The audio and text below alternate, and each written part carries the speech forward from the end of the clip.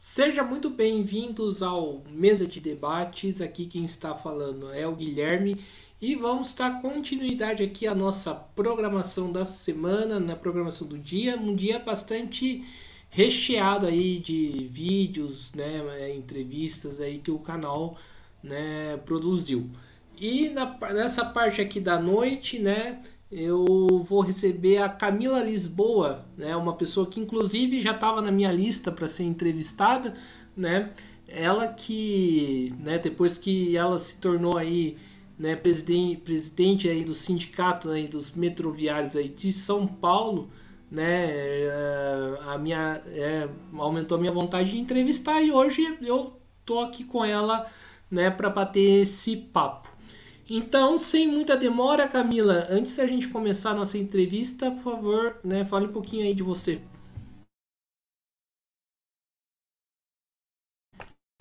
Liga seu microfone, por favor. Oi, Guilherme. Para manter o costume desse negócio que apareceu na pandemia, da gente começar a falar com o microfone desligado. Boa noite para você, boa noite a todos e todas que estão nos assistindo ou que vão nos assistir. Meu nome é Camila, eu sou trabalhadora do metrô de São Paulo, sou agente de estação, trabalho na estação, para quem conhece São Paulo, trabalho na estação Arthur Alvim, da linha 3 vermelha. No final do ano passado, em setembro do ano passado, nós tivemos uma eleição do nosso sindicato dos metroviários de São Paulo e eu fui eleita presidenta do sindicato dos metroviários. Então, eu estou presidenta do sindicato dos metroviários e acho que é isso de apresentação.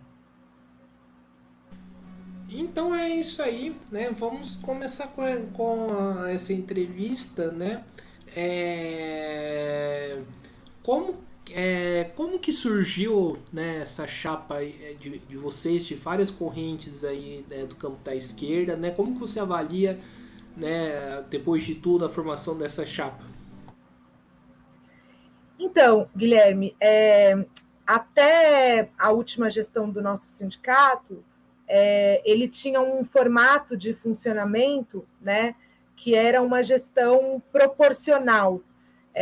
Quem atua no movimento sindical ou no próprio movimento estudantil, outros movimentos têm algum conhecimento sobre isso.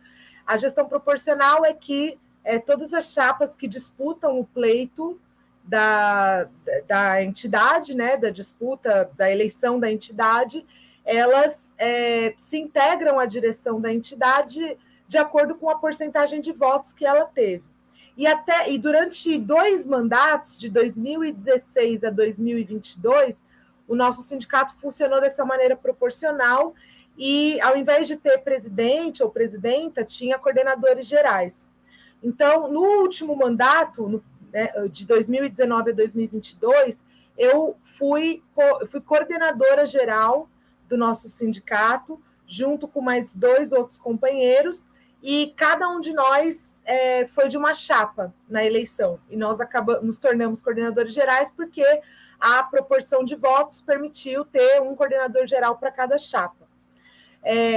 Por uma série de debates e discussões que teve na nossa categoria, esse formato mudou. Passou a ter presidente, né? A categoria decidiu, através de um plebiscito, pelo formato presidencialista e também pelo formato majoritário. O que significa o formato majoritário? É que a chapa que vencer as eleições, independentemente da quantidade de votos, ela ocupa todos os cargos da direção do sindicato.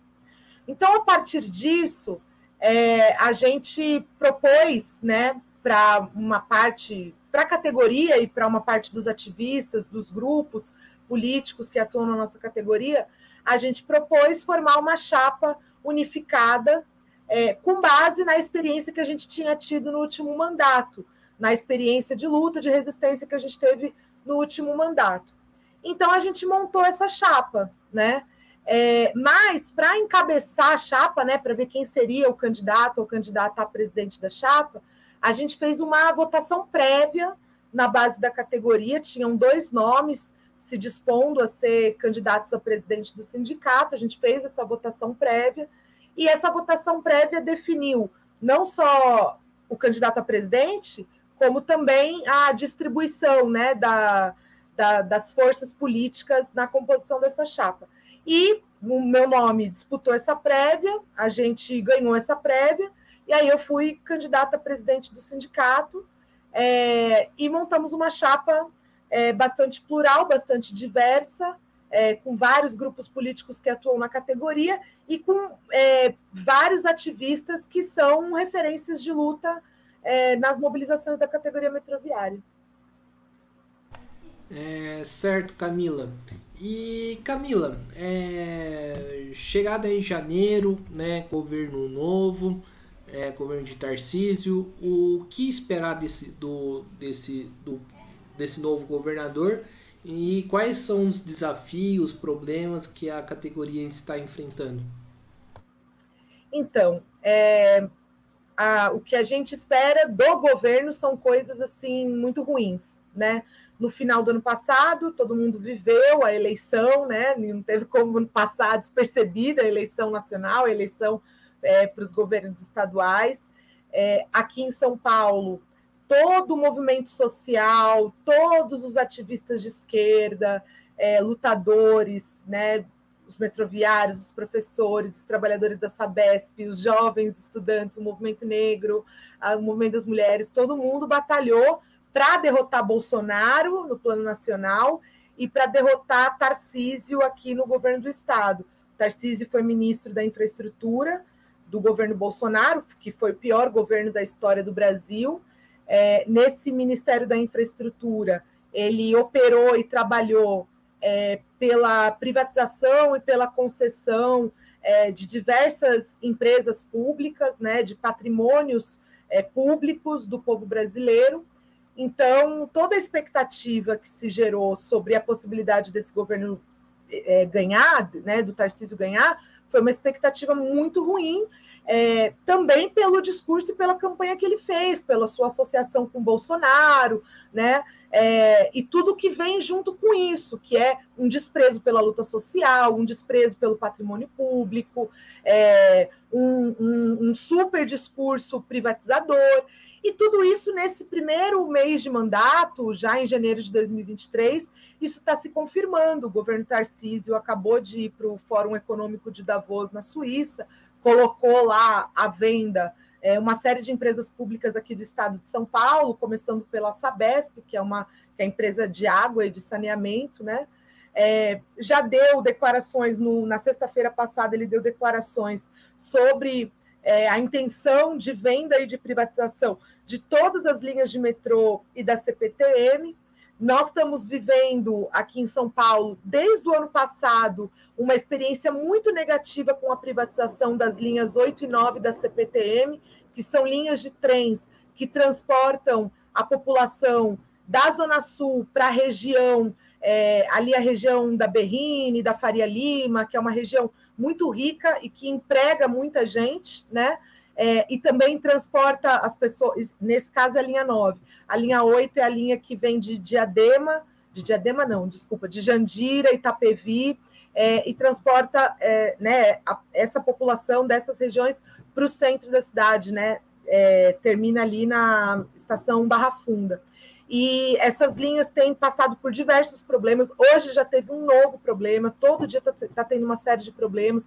O Ministério Público já indicou a necessidade de cancelamento desse contrato de concessão e a postura do Tarcísio foi de passar pano para a Via Mobilidade, para a empresa privada que ganhou essa concessão. Então, as expectativas em relação a esse governo para os trabalhadores que fazem o metrô funcionar, que fazem o trem funcionar, que garantem o serviço de água e de abastecimento para os trabalhadores da educação, para os servidores públicos de uma forma geral, e também para a população que utiliza todos esses serviços, a expectativa é a pior possível do que vem desse governo, certo? É a pior possível. Então, o que a gente está discutindo no nosso sindicato, junto à nossa categoria, né, e também com trabalhadores de outras categorias, é a necessidade e a importância da gente articular uma grande unidade, uma grande unificação de todos os trabalhadores dos serviços públicos do estado de São Paulo. Isso é um processo ainda muito incipiente, né? Estamos no começo do ano, hoje é dia 24 de janeiro ainda, mas já tem previsão de acontecer fóruns, plenárias, organização e articulação dos serviços públicos para a gente organizar uma grande resistência contra esse projeto que, na nossa opinião, destrói os serviços públicos, menospreza os direitos dos trabalhadores e, portanto, tende a ser um governo muito ruim para o povo trabalhador do estado de São Paulo. Perfeito, eu vou sair um pouquinho da questão do metrô, né, para perguntar uma coisa que, inclusive, gerou, né, só peço para desligar o microfone, por favor, que gerou discussão, né, gerou um debate aqui entre os participantes do canal, que é em torno aí da reunião, né, que o Lula teve aí com as centrais sindicais. A minha opinião pessoal, né, aí eu falo a minha opinião, não falo em nome do mesa de debates, porque tem posições divergentes, é que foi um erro, né, algumas organizações, né, participarem, né, por se tratar né, de algo, né, de conciliação de classe que deveria ser denunciado. Né? Tem posições contrárias né, em relação a isso, né, mas eu queria perguntar para você, que inclusive esteve lá, né, na reunião de Brasília, como que, né, você viu essa reunião, né, como que você avalia, né, a discussão que teve? Então, Guilherme, eu discordo da sua opinião, né? E vou falar por quê, e quero também te jogar elementos sobre como os trabalhadores da base da nossa categoria e de outras bases olharam para essa reunião. Veja só, nós passamos por um governo nos últimos 4 anos que não teve o mínimo de diálogo com as demandas da classe trabalhadora. Né? Nem da classe trabalhadora mais organizada em sindicatos, nem dos trabalhadores informais, né? Nem assim da população mais pobre, das populações mais vulneráveis. A gente está vendo essa situação aí da população Yanomami no estado de Roraima. Então, a gente vem de um governo que, em lugar de estabelecer qualquer diálogo, ele estabeleceu que as demandas do povo trabalhador tinham que ser ignoradas e atropeladas e destruídas, né? Isso é uma das coisas que explica a força social que teve a eleição do Lula no povo trabalhador, no povo pobre das periferias, no povo trabalhador, né? Nas bases das categorias que têm sindicatos, do movimento sindical mais organizado, né? Então, só o fato de se estabelecer uma ponte de diálogo, isso daí já é um passo muito importante, porque ter esta ponte de diálogo é o que todos os trabalhadores esperam. E ponte de diálogo não significa concordar com o outro lado, não significa achar que a luta tem que parar porque o governo vai fazer, não significa nada disso, mas significa a gente apresentar as nossas questões, apresentar as nossas demandas. Lá participou todo tipo de espectro político da esquerda. Todas as centrais sindicais do país participaram dessa atividade. Foi apresentada uma pauta unificada das centrais sindicais que discorria sobre o tema do salário mínimo, da valorização do salário mínimo, que discorria sobre a democratização e a luta por democracia e a necessidade de ter liberdade para lutar, que discorria sobre os impactos da reforma trabalhista sobre os direitos sociais, sobre os direitos do povo trabalhador, falava sobre a necessidade de ter emprego, de criação de emprego, de ter salário digno, de ter vida digna. Isso foi apresentado por todas as centrais. É claro, existem uma série de centrais no nosso país, cada uma expressando um pouco a sua sensibilidade política, a sua visão e tudo mais. Eu acho que o Lula dialogou com algumas dessas pautas, falou de temas caros para os trabalhadores, como, por exemplo, a isenção do imposto de renda para quem ganha até R$5.000, que isso tem um impacto muito grande no orçamento das famílias, e os setores os trabalhadores mais organizados, que são associados a sindicato, que são base dos sindicatos, em geral, estão nessa faixa salarial, né, de receber entre 2 e 5 salários mínimos. Então, foram apresentados temas importantes, teve muito destaque a discussão sobre a regulamentação dos direitos dos trabalhadores dos aplicativos. Não foi uma reunião que falou assim, vamos atender a tudo que vocês estão falando. Eu mesma não fui para lá esperando isso. Não foi isso. Quem foi para lá esperando isso, evidentemente, se frustrou. Mas acredito que ninguém tenha ido para lá esperando que o governo falasse, vamos atender a tudo que vocês estão falando. Agora, a gente apresentar essa iniciativa de ir apresentar as demandas, falar o que queremos, né, fazer esse tipo de pressão, que não significa só ir para lá, significa ir lá conversar, mas também organizar suas bases, né, organizar suas bases para lutar, combater uma ideia retrógrada que, quando a esquerda governou o Brasil, no período de governos petistas, infelizmente tomou conta de uma parte da esquerda, de falar, é só deixar o homem trabalhar e a gente não precisa fazer nada, né? Então, assim, ir para lá demonstrando esse espírito, eu acho que isso foi muito importante. Eu fico pensando, se a minha categoria soubesse que tivesse essa reunião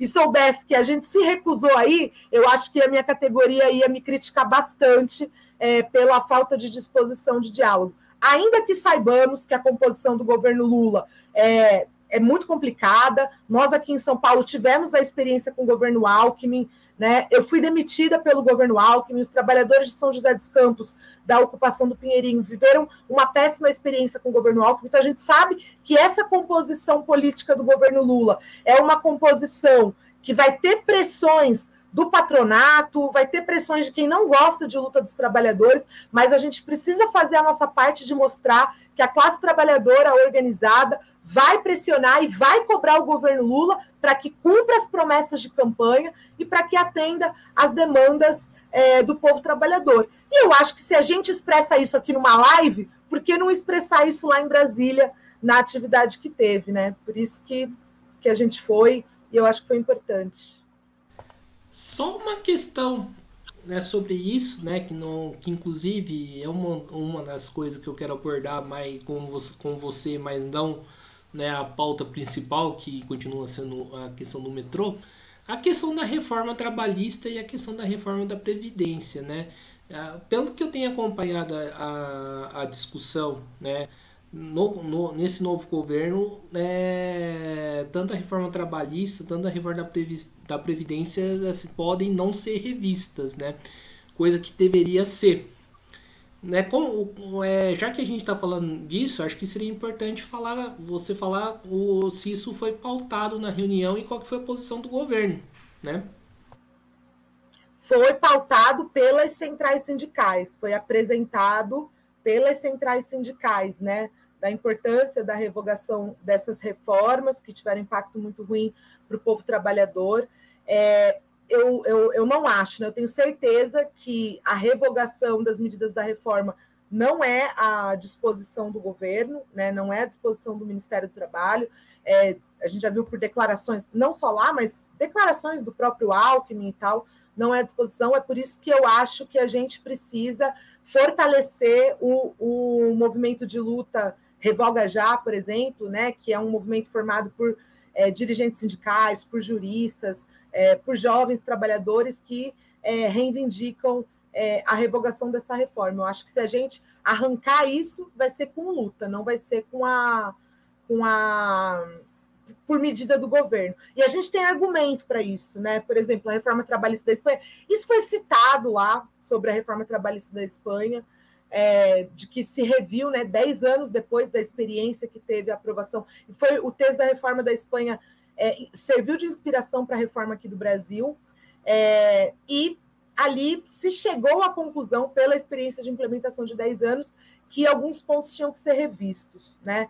Então, eu acho que a gente tem que se apoiar nesses debates que aconteceram, nessas experiências de outros países, para a gente fortalecer o movimento de rua, o movimento de luta, o movimento de base, para que haja revogação da reforma trabalhista e também dos impactos da reforma da Previdência sobre o direito de aposentadoria. Certo, Camila. Camila, vamos falar aqui, voltando, né, ao metrô de São Paulo, né? Falar de uma questão do metrô que me incomoda e acho que deve incomodar né, muitos dos usuários, né? É a questão da linha amarela, né? Tá a minha opinião, né, de usuário, né? Que a linha amarela é a pior linha do metrô que eu já peguei de São Paulo, né? Não por conta dos funcionários que são precarizados, né? Tem toda essa questão, mas acho que, né, por fato dela ser privada, por fato de, né, ter vários problemas, como por exemplo, tem dias de domingo que ela não funciona, né? E eu que moro na outra cidade, preciso ir para São Paulo domingo, né? Muitas das vezes fiquei na mão, né? Literalmente, né? A questão do metrô. E eu queria saber de você, né? O que essa nova direção do Sindicato dos Metroviários defende para a linha amarela? Porque para mim aquilo lá deveria ser estatizado para ontem, né?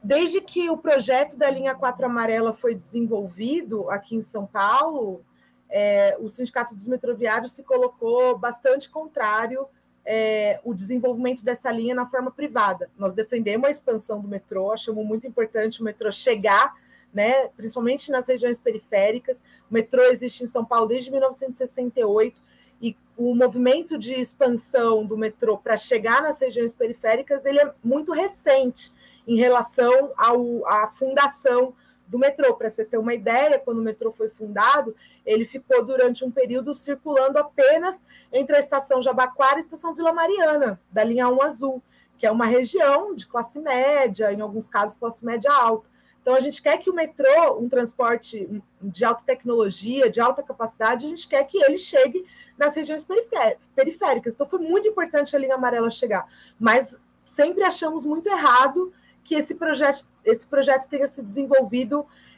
a partir da iniciativa privada, a partir de uma concessão, a partir da parceria público-privada. Então, a gente sempre lutou para a linha amarela nas mãos do povo, né? Pela linha amarela estatizada. Assim como nós lutamos também para que não houvesse a privatização da linha 5 Lilás.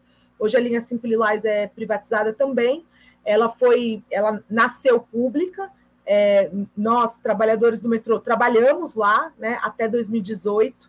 Em 2018 houve a entrega, a concessão dessa linha. Então a gente defende a reestatização das linhas privatizadas. E isso não é só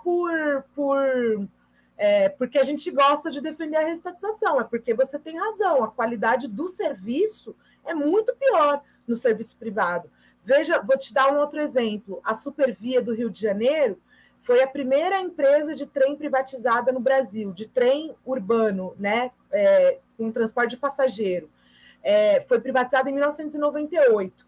Hoje, ela tem a tarifa mais cara do Brasil, ela tem o pior serviço. Recentemente já teve, né, vários casos de acidentes, inclusive com mortes, né?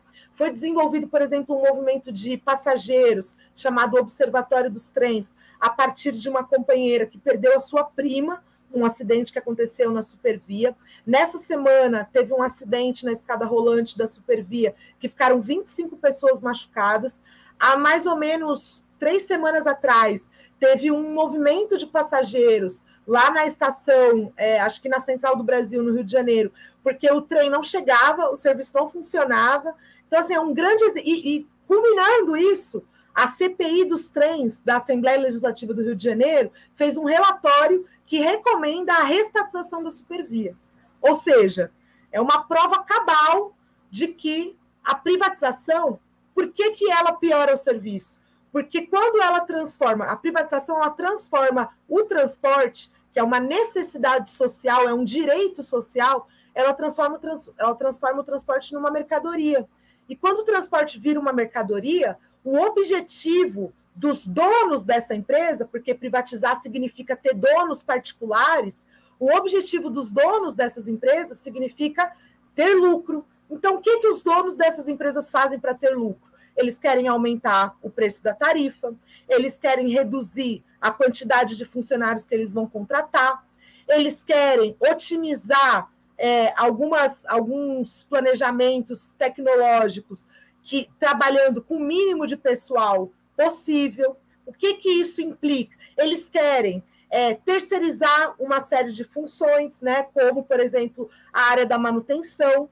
Então, tudo isso tem um impacto muito negativo sobre a oferta do serviço. Na linha 4 em particular, que você citou, por exemplo, é um trem que anda sem operador. É o único trem, é o único metrô na cidade de São Paulo que anda sozinho, anda sem operador.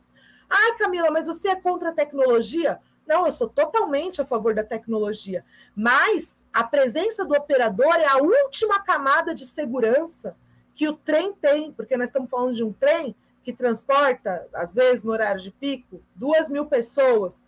Um acidente, um descarrilamento, qualquer tipo de incidente, ele pode afetar a vida de 2.000 pessoas, né? Então, a gente acha que o transporte ele é um direito social, portanto, ele não deveria ser encarado como mercadoria, não deveria se visar o lucro com ele, e, portanto, a passagem não deveria ser tão cara como é, deveria ter muito funcionário para atender as pessoas, deveria ter, no caso da linha 4, operador de trem, né, uma pessoa com conhecimento do manuseio da máquina para poder atuar nos momentos necessários para garantir a segurança que a população precisa para chegar em casa rápido, né, em segurança e pagando um transporte mais barato. Tarifa zero o ideal, né, porque transporte é direito. Eu acho estranho a gente não concordar em pagar a escola pública, mas concordar em pagar o transporte público. Eu acho que o transporte público tinha que ser encarado como são as consultas no SUS, como são as não mensalidades nas escolas públicas. Só fazer um comentário aqui, né, em relação à questão do operador, para o ouvinte refletir, né, inclusive se você quiser falar também, é a mesma coisa se você entrar num avião sem o piloto do avião. Exatamente. Né? Você entraria num avião sem o piloto? Muito provavelmente não, né? Acho que é o raciocínio por aí. E, né, Camila, né, a questão aí da terceirização, né, do metrô, né? Inclusive, né, tem funcionários aí terceirizados, acho que terceirizou a cabine, né, não a cabine do metrô, mas o pessoal que trabalha na bilheteria. Como que você encara essa questão da terceirização, né? E o que o sindicato aí está discutindo para reverter essa questão? Então, o processo de terceirização do metrô ele anda a passos largos, né? Ele já vem se desenvolvendo há muitos anos, mas sob os anos de pandemia, a partir de 2020, ele deu uma acelerada muito grande. Então, os trabalhadores contratados diretos pelo metrô perderam postos de trabalho. Por exemplo, eu era bilheteira do metrô, né? E não cumpro mais essa função porque essa função foi terceirizada. Tem várias outras funções que já são terceirizadas há muitos anos, tipo a área da limpeza, né? Algumas áreas de vigilância, né? Não todas, existe o agente de segurança metroviário contratado pelo metrô, mas algumas áreas de vigilância também são terceirizadas. Está avançando bastante o processo de terceirização sobre algumas áreas da manutenção do metrô. Eu acho que esse processo ele foi acelerado pela pandemia, mas ele também teve um aval, um pouquinho antes, né? Alguns anos antes, ele também teve o aval da aprovação da Lei Geral das Terceirizações, que acabou legalizando a terceirização de tudo. Né? Antigamente, não há muito tempo atrás, mas existia um debate sobre atividade fim, né? De que não se podia terceirizar atividades fins das empresas, o que também é um debate questionável, porque o metrô de São Paulo, por exemplo, ele é conhecido no mundo inteiro como um dos metrôs mais limpos do mundo. E a limpeza do metrô, ela é uma atividade fim, né, para ter esse slogan associado ao serviço do metrô. E o serviço de limpeza sempre foi terceirizado. Eu acho que a terceirização, ela surgiu essencialmente para precarizar as relações de trabalho. Se vende uma ideia de que a terceirização ela barateia os custos das empresas, né? Porque ao invés de você, por exemplo, pagar o salário de um agente de estação do metrô para vender bilhete, você paga, você não, né? A empresa, né, primária, no caso o metrô, paga uma grana para uma subcontratada, né? Para uma empresa contratada, e que esse dinheiro seria menor do que o gasto com o salário dos trabalhadores diretos. Isso não é verdade, isso não se comprovou na realidade. Inclusive, uma das iniciativas que a gente quer fazer especificamente em relação ao metrô é fazer uma articulação política na Assembleia Legislativa de São Paulo para desenvolver uma CPI dos contratos do metrô, porque tem uma série de contratos que são muito questionáveis. Por exemplo, recentemente foi feito um contrato sobre vigilantes, de contratar vigilantes, contratar uma empresa terceirizada para ter vigilantes nas estações do metrô, que estariam fazendo serviços que, na nossa opinião, deveriam ser do agente de segurança metroviário, e o dinheiro gasto com esse contrato, ele é um dinheiro que poderia contratar mais 100 novos agentes de segurança com treinamento específico, com capacitação para atuar especificamente nas áreas de estação do metrô, nos túneis e tudo mais. Próximo desse contrato foi feito também um outro contrato com a Polícia Militar do Estado de São Paulo, né, que foi gasto mais de R$1 milhão por mês com esse contrato da Polícia Militar, e esse dinheiro poderia ser investido na abertura de concurso público para contratar mais centenas de novos agentes de segurança. Então, não é verdade que a terceirização gera economia para a empresa. Não é verdade. A terceirização, ela serve para precarizar as relações de trabalho, cria postos de trabalho insalubres, com salários muito baixos, com pouquíssimos direitos, e também atravanca a capacidade de mobilização e de organização sindical. Vou te dar um exemplo dos impactos muito negativos disso. No começo da pandemia, o nosso sindicato teve que entrar com uma ação na justiça para que obrigasse o metrô a fornecer máscaras, álcool gel, todos os equipamentos de proteção individual para a gente poder trabalhar no período da pandemia, né? O transporte público tem uma alta capacidade de contaminação, ainda tem, né? Eu ia falar que tinha, mas ainda tem. E o único motivo pelo qual a gente perdeu essa ação, nas palavras da juíza que julgou, que foi uma ministra do TST, o único motivo foi o fato de que a gente estava pedindo para que isso fosse obrigatório também para as trabalhadoras terceirizadas, principalmente mulheres, as trabalhadoras terceirizadas. Ou seja, a terceirização, ela quebra a unidade da luta, a unidade sindical, e não por falta de vontade da unidade dos trabalhadores, mas porque são trabalhadores representados por outros sindicatos, né? Às vezes, as empresas exercem um poder de ditadura mesmo sobre qualquer contestação muito maior, né? Então, assim, a terceirização, ela é um conjunto de problemas que ela só serve para enriquecer empresa de boca de porco, assim, para falar como são as coisas mesmo,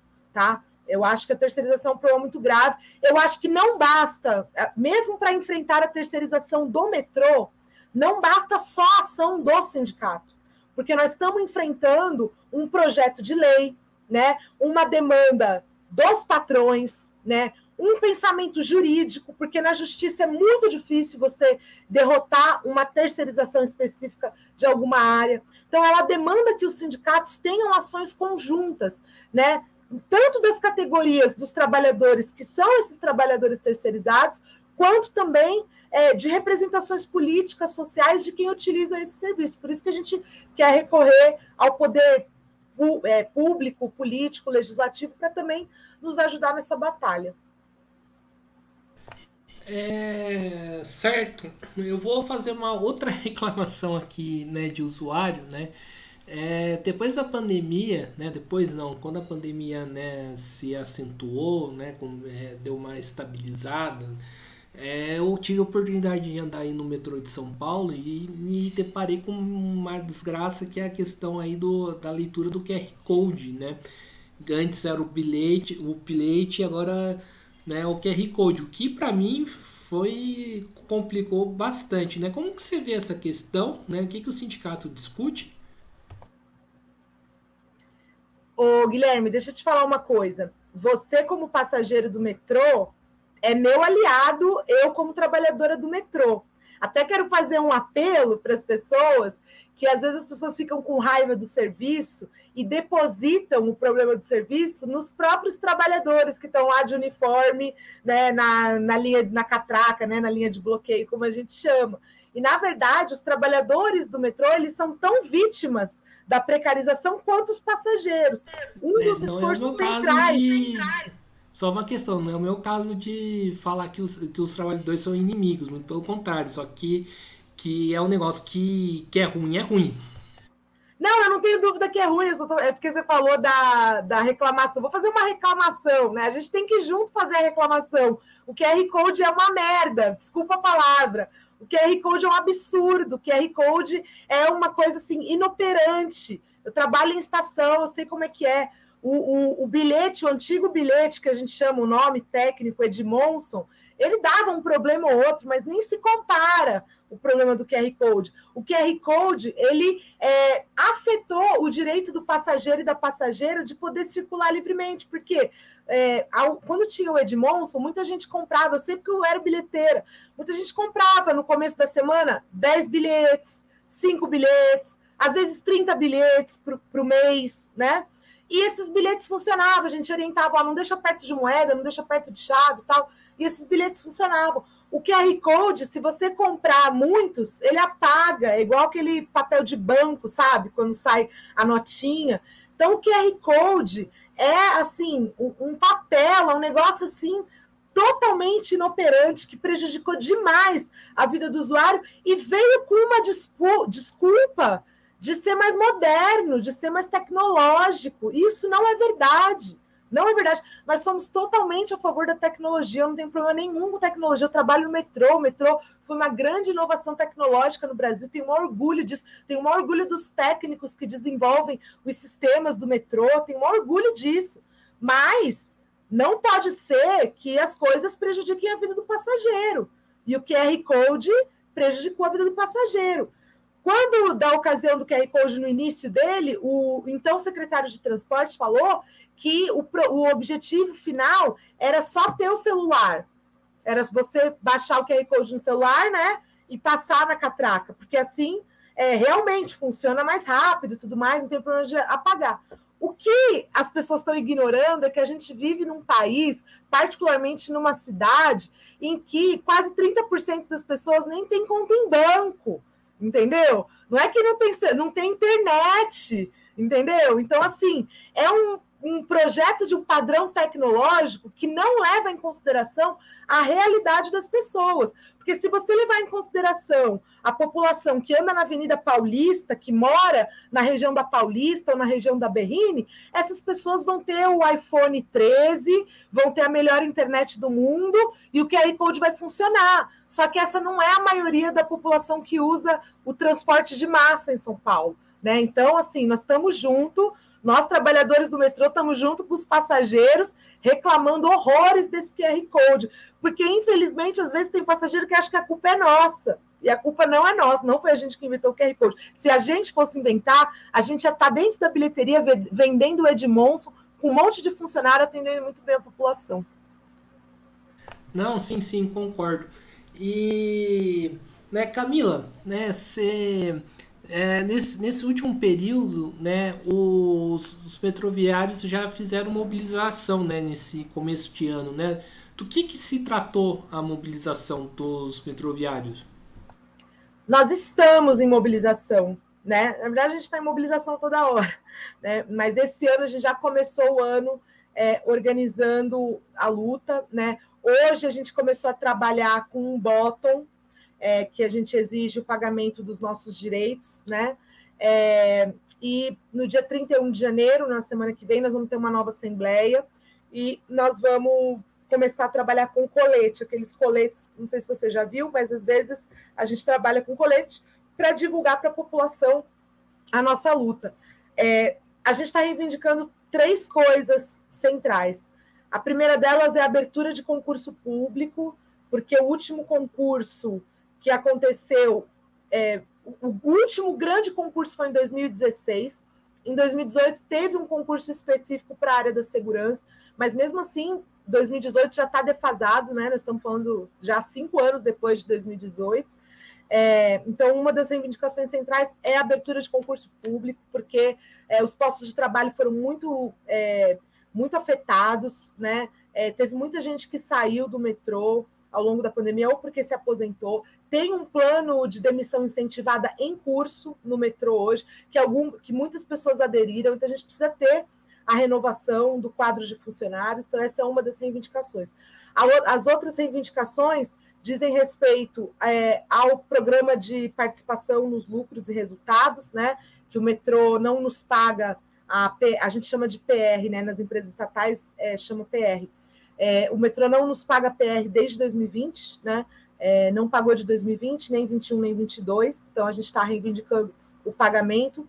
E a outra reivindicação tem a ver com adequar e cumprir o pagamento de progressões salariais, a gente chama de STEPs, mas é uma progressão salarial que a gente tem direito e que o metrô vem pagando atrasado, agora vai pagar para uma parte, não vai pagar para outros, então esses são os motivos da mobilização desse início do ano.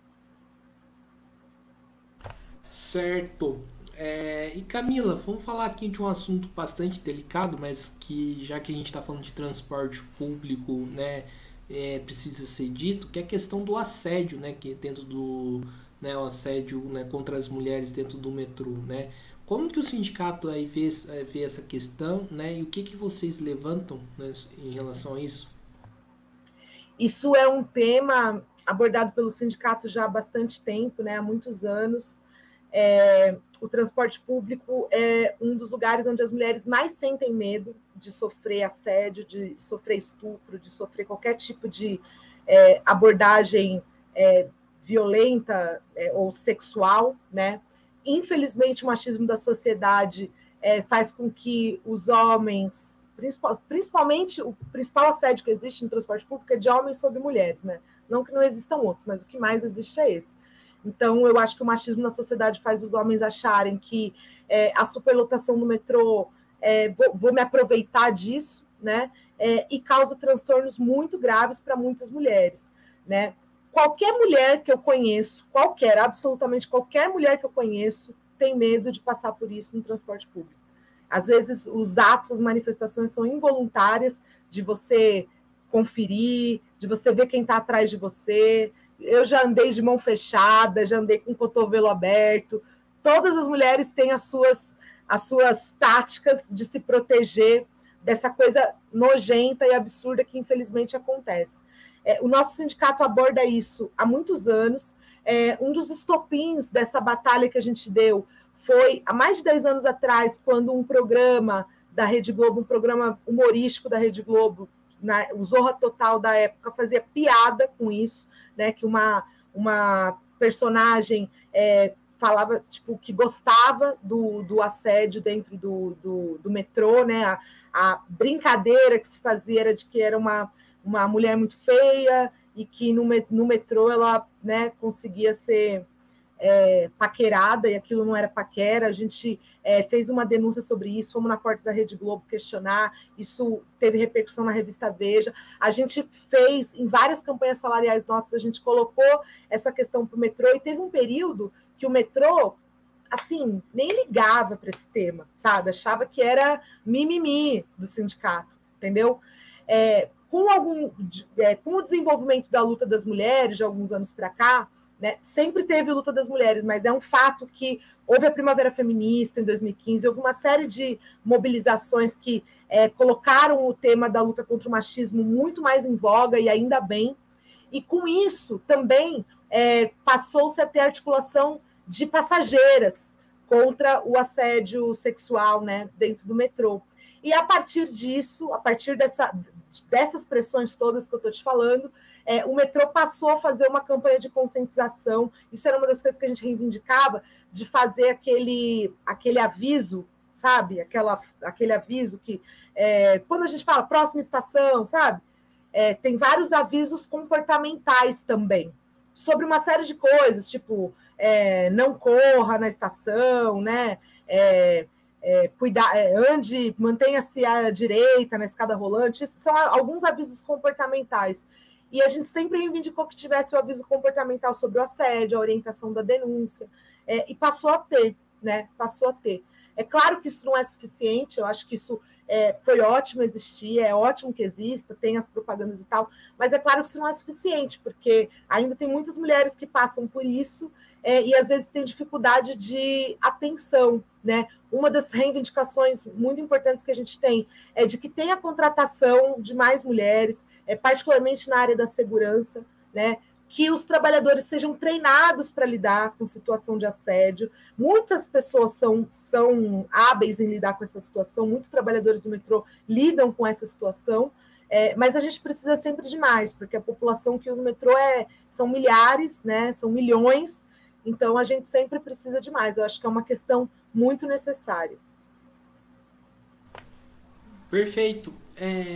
Falar aqui da questão de contratos, né, que você citou, né, aqui, anteriormente aqui na live, né, queria que você aprofundasse. A gente sabe que, né, nesse período da história recente do metrô, pelo menos até onde que eu tenho conhecimento, mas acho que antes disso também, né, deveria ter, né, contratos com empresas privadas bastante assim, duvidosos, né, no mínimo, né. Eu queria que você falasse um pouco aí desses contratos, né, e qual que é a discussão aí que o sindicato faz em relação a isso? Os contratos que eu estava me referindo são os contratos de terceirização. São os contratos que vendem algumas áreas, né, para que as empresas terceirizadas atuem nessas áreas, façam o serviço dessas áreas, tá? É a isso que eu estava me referindo, é isso que eu estou me referindo agora. É porque tem um outro tema do contrato, que são os contratos de concessão, que foi, né, o contrato que vendeu a linha 4, a linha 5, a linha 8 e 9 e tal. Acho que os dois a gente tem que lutar contra, tem que ter um monte de iniciativa contra, mas vou me focar nesses contratos de terceirização, porque esses contratos, eles... por exemplo, vou te dar um exemplo. Em outubro do ano passado, foi feito um pregão eletrônico, né, para vender o serviço de manutenção das vias do metrô. O que é essa parte de manutenção da via? Essa parte é a parte que trabalha com toda a manutenção da via, dos trilhos, né? O que os trilhos precisam? Eles precisam ter manutenção diária, permanente, precisa ter limpeza técnica, passa trem lá todo dia, né? Toda hora, né? E essa função ela é uma função essencial para o sistema funcionar com qualidade. Se a manutenção de vias ela não é feita com qualidade, o que se coloca em risco é a garantia de ter o trem funcionando com qualidade. Por exemplo, teve um descarrilamento na linha 8, na linha 9 da CPTM, não foi do metrô, né? Mas já teve descarrilamento no metrô. Tem 1000 motivos que causam descarrilamento, 1000 motivos. Um deles pode ser falta de manutenção de via, um deles. Outros deles pode ser falta de manutenção dos trens, entendeu? Então, o que a gente questiona? Primeiro, que esse serviço tão central, ele tem que ser feito por uma empresa com know-how no tema. E que é a empresa com know-how no tema? A empresa que inaugurou esse serviço na história do Brasil, que inaugurou essa tecnologia, que é o metrô de São Paulo. Existe inteligência e técnica produzida pela empresa pública, entendeu? E que precisa ser usado para ser feita a manutenção. Muitas empresas terceirizadas, elas não têm esse know-how, entendeu? Então, a desconfiança que a gente tem sobre os contratos é porque não se busca, primeiro, a qualidade, tá, da garantia desses serviços. Segundo, é questionável se isso tem um custo menor para a empresa, é muito questionável. É questionável as condições de trabalho dos trabalhadores, né, que atuam, né, porque trabalho de via, por exemplo, é um trabalho que demanda segurança, EPI, treinamento, conhecimento, entendeu? E uma empresa que está pensando só em lucrar, ela não está nem aí para pagar periculosidade para trabalhador, para pagar EPI, entendeu? Então, a ação que a gente quer questionar sobre os contratos, sobre esses contratos, tem a ver com tudo isso. Vou te dar outro exemplo. A parte de construção civil do metrô, ela está sendo terceirizada também, a gente chama de CCV, né? Todo o serviço de manutenção civil. O que é o serviço de manutenção civil? É o vaso que quebra, né? O vaso sanitário que quebra, construções civil, né? Construção civil. Tudo isso está sendo terceirizado. Essas empresas, por exemplo, a empresa que ganhou esse contrato, ela ganha por serviço. Então, olha só, o funcionário do metrô que analisa isso abre uma falha de construção civil. Problema no vaso sanitário na estação tal. Aí a empresa terceirizada vai lá, mexe, não resolve. Eu estou falando de coisas que estão registradas, tá? Não resolve, mas ela indica o fechamento da falha. Ela fala assim, abriu a falha, eu fui lá, resolvi, atendi e fechou a falha. E ela vai receber por isso. Só que ela não resolveu a falha. Aí abre-se uma nova falha. Aí vai a mesma empresa, vai lá, faz o serviço, não resolve e recebe por esse serviço. E aí, esse caso que eu estou me referindo só resolveu quando o pessoal do metrô, da construção civil do metrô, do CCV do metrô, foi lá e resolveu. Então, é esse tipo de investigação que a gente quer fazer. E a gente não quer fazer só para defender os nossos empregos. Também. Mas a gente quer fazer porque isso pode ser displicência com dinheiro público, porque está se gastando mais fazendo esse tipo de contratação do que garantindo a contratação de novos trabalhadores da manutenção no setor de construção civil.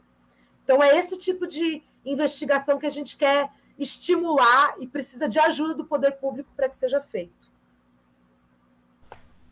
Perfeito, Camila. Vamos aqui para a última pergunta aqui da nossa entrevista, né? Estamos aqui com mais de 50 minutos aí de papo e tá legal aqui a conversa. E Camila, você citou aqui a questão da expansão do metrô, né? Quando a gente conversou sobre a linha 4 amarela.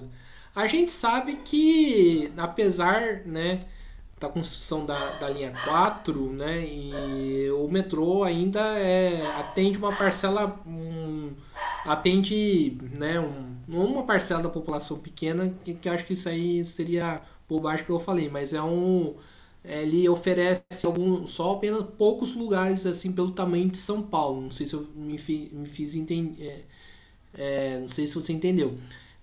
Eu queria, né, perguntar, né, o que o metrô, o que o sindicato do metrô, dos metroviários define em relação à questão da expansão, porque precisa fazer muita coisa na cidade aí para, né, na questão da linha do metrô. Não, a gente defende a expansão do sistema, né? É irrisório se você comparar com grandes capitais do mundo, do tamanho de São Paulo, com o porte de São Paulo, em termos de extensão territorial, populacional também, a quantidade de habitantes e tal, é irrisório a quilometragem de trilhos que tem na cidade de São Paulo. Então, a gente defende, com certeza, a expansão. Nós queremos mais metrô.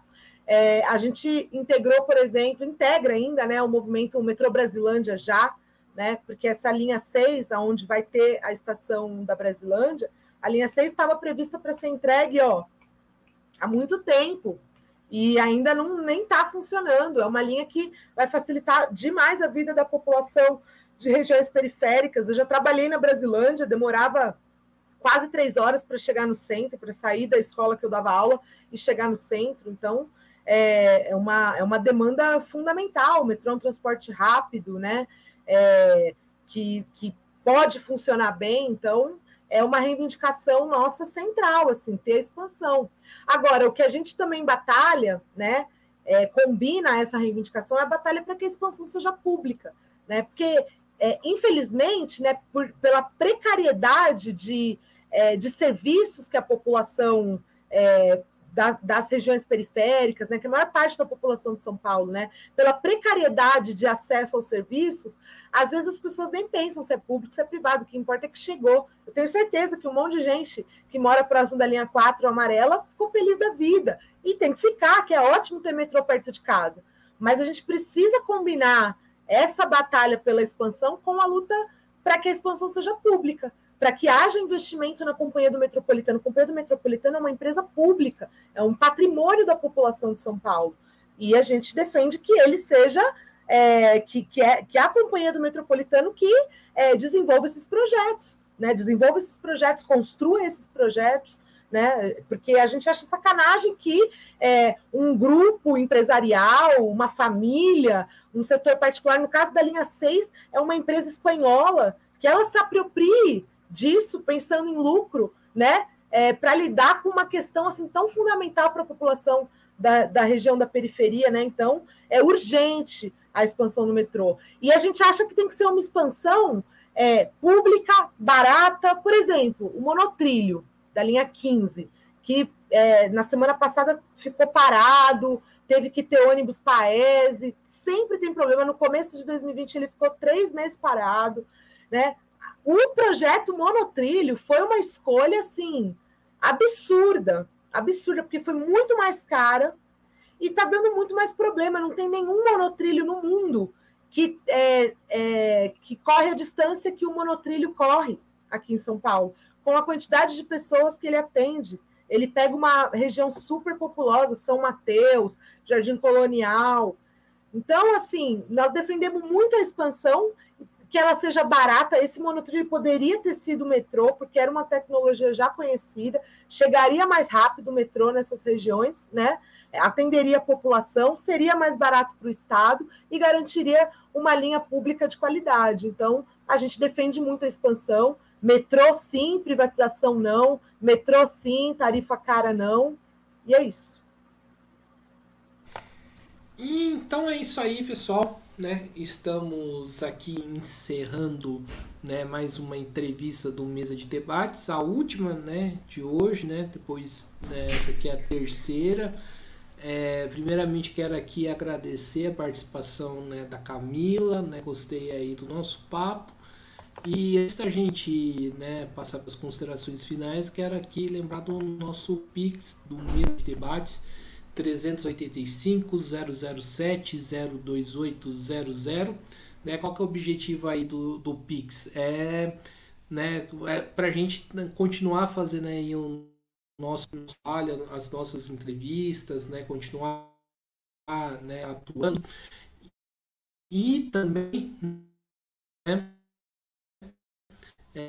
lembrar que temos do dinheiro nem do Estado, né, e também nem do capital privado. Então, iniciativas são importantes aí para a gente manter a nossa independência financeira.